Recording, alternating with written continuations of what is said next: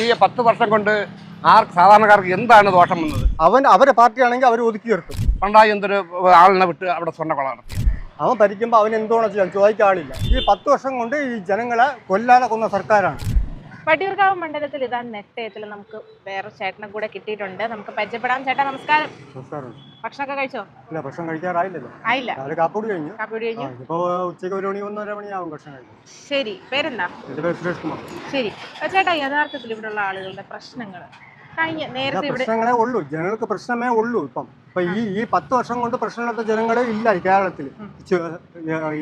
ഇത് പറഞ്ഞ യഥാർത്ഥ പറഞ്ഞാൽ പെൻഷൻ പോലും കൊടുക്കില്ല അമ്മ, കംപ്ലീറ്റ് ദൂർത്താണ്.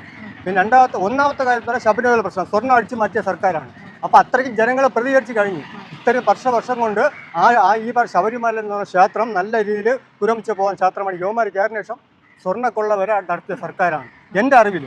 എന്നുവെച്ചാൽ ജനങ്ങൾ കാണുകയാണ്, ഞാൻ വേറെ ഒന്നും പറയാനല്ല. ഞാൻ ഒരു കോൺഗ്രസ്സുകാരനാണ്, എങ്കിലും ഈ 10 വർഷം കൊണ്ട് ഈ ജനങ്ങളെ കൊല്ലാതെ കൊന്ന സർക്കാരാണ്.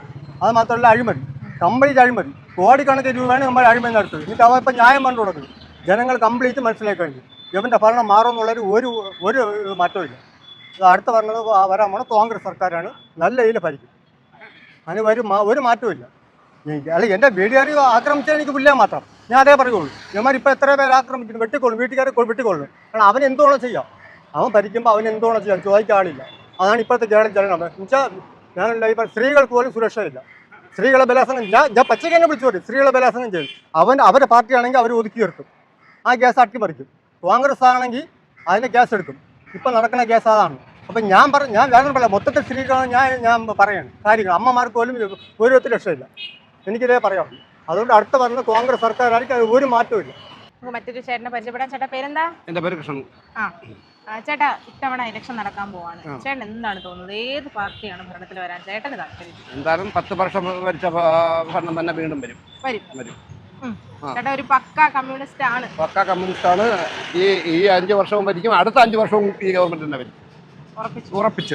ഞാനില്ലെങ്കിലും അടുത്ത ഈ 5 വർഷവും ഗവൺമെന്റ്. ഈ 10 വർഷം കൊണ്ട് സാധാരണക്കാർക്ക് എന്താണ് ദോഷം വന്നത്? അതൊന്ന് പറയണം. ഈ സ്വർണ്ണക്കൊള്ള എന്ന് പറഞ്ഞപ്പോൾ എന്തുകൊണ്ട് അതിൻ്റെ ഒരു കേസ് പോലും ഒരു ഗവൺമെന്റും ഒരു കുടുംബത്തിന് ഒരാൾ എന്തെങ്കിലും ചെയ്തു കഴിഞ്ഞാൽ ആ കുടുംബത്തിന് മൊത്തം പേരുദോഷം ഉണ്ടാക്കുന്നതാണ്. അപ്പോൾ അങ്ങനെയാണ് ഈ ശബരിമല കൊള്ള എന്ന് പറഞ്ഞത്. പണ്ടായി എന്തൊരു ആളിനെ വിട്ട് അവിടെ സ്വർണ്ണക്കൊള്ള നടത്തിയ ഇല്ലല്ല. ഈ സ്വർണ്ണക്കൊള്ള എന്ന് ഈ പറയണതല്ല, ആര് ചെയ്ത് എന്ത് ചെയ്തതുണ്ടോ എല്ലാ പാർട്ടിക്കാരും അതിലുണ്ടായിരുന്നു.